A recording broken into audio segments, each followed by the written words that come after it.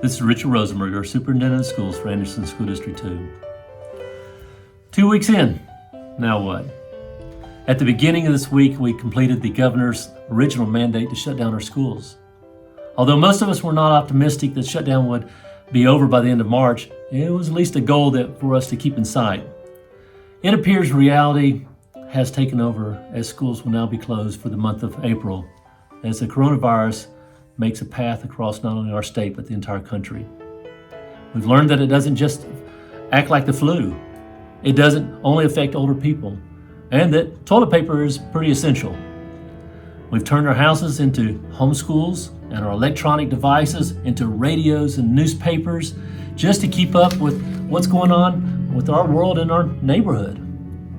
But now what? It's kind of hard to comprehend that we can keep this pace for April.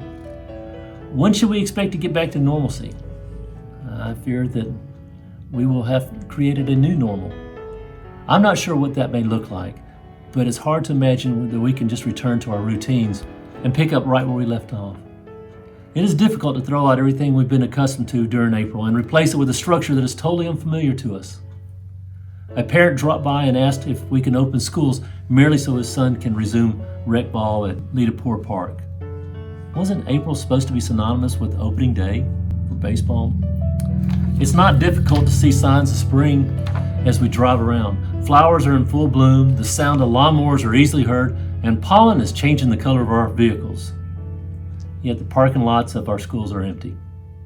There is no bell telling us when to change classes, and the lost and found tables indicate that all coats have been found. So what do? We keep learning.